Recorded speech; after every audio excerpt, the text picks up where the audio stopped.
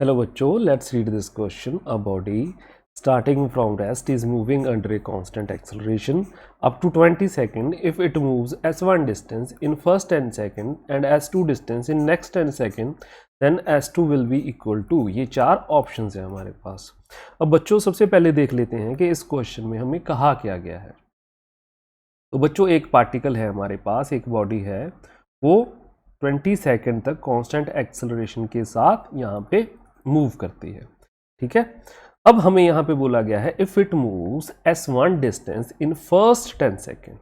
अगर वो body first 10 second में यहाँ पे s1 डिस्टेंस ट्रेवल करती है और नेक्स्ट 10 सेकेंड में वो s2 डिस्टेंस ट्रेवल करती है। ठीक है बच्चों, यहाँ पे नेक्स्ट 10 सेकेंड में वो s2 डिस्टेंस ट्रेवल करती है।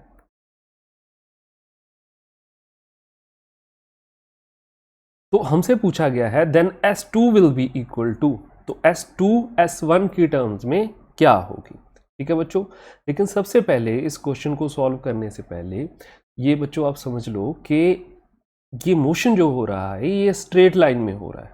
ठीक है, एक ही डायरेक्शन है इसकी। तो यहाँ पे हमारे पास जो डिस्टेंस होता है बच्चों, वो और कुछ नहीं होता, मैग्नीट्यूड होता है यहाँ पे डिस्प्लेसमेंट का। ठीक है बच्चों, तो इस s को यहाँ पे मैं डिस्प्लेसमेंट के तौर पर ले सकता हूँ। ठीक है, तो वो फॉर्मूलेज जो है काइनेमेटिक्स के हम यहाँ पे यूज कर सकते हैं। तो बच्चों इस क्वेश्चन का अगर यहाँ पे हम की कंसेप्ट देखें, की कंसेप्ट, तो की कंसेप्ट यहाँ पे क्या है बच्चों कि इस क्वेश्चन में यहाँ पे यूज होगा एक फॉर्मूला जो है यहाँ पे s is equal to displacement is equal to ut plus half A T square. ठीक है बच्चों, अब यहाँ पे हमारे पास बोला गया है a body starting from rest, body जो है वो रेस्ट से शुरू कर रही है।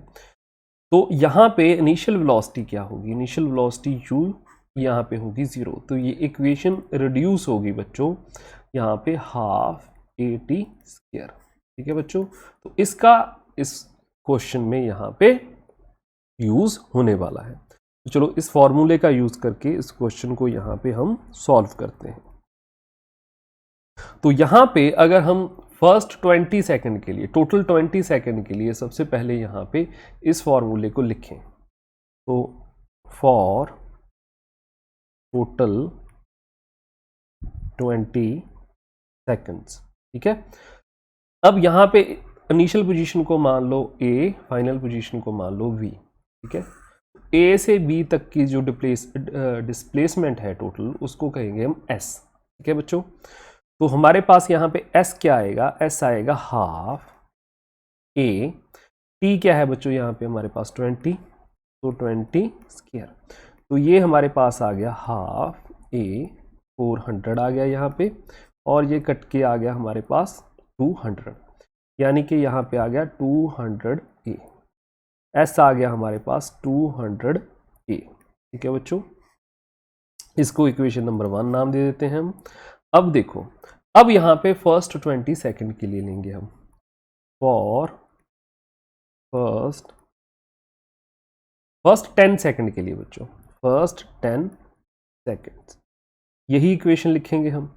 यहाँ पे डिस्टेंस कितना है फर्स्ट 10 सेकंड में, s1 इज इक्वल टू यहाँ पे हाफ a, t कितना है यहाँ पे 10, तो 10 स्क्वायर, यहाँ पे क्या आएगा हमारे पास हाफ a, यहाँ पे 100 आ जाएगा, और ये कट जाएगा, हमारे पास कितना आएगा 50a, यहाँ पे आएगा बच्चों 50a। ठीक है, अब देखो, अब हमारे पास यहाँ पे टोटल डिस्टेंस के, टोटल डिस्प्लेसमेंट क्या है,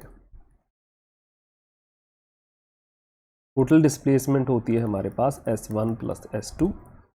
ठीक है बच्चों, अब हम यहाँ पे s1 निकाल चुके हैं, s निकाल चुके हैं, s2 हमें पता करना है, तो s2 क्या होगा बच्चों यहाँ पे s माइनस s1।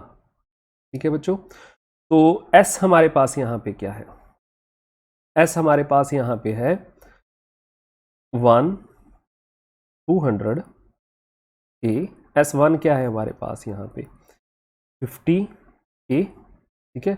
यहाँ पे बच्चों करेक्ट कर लेना पीछे, ये यहाँ पे है 50A, यहाँ पे ये आया था हमारा 50A, ठीक है बच्चों। तो ये S2 आ गया हमारे पास 150A, ठीक है बच्चों। ये आ गया हमारे पास S2।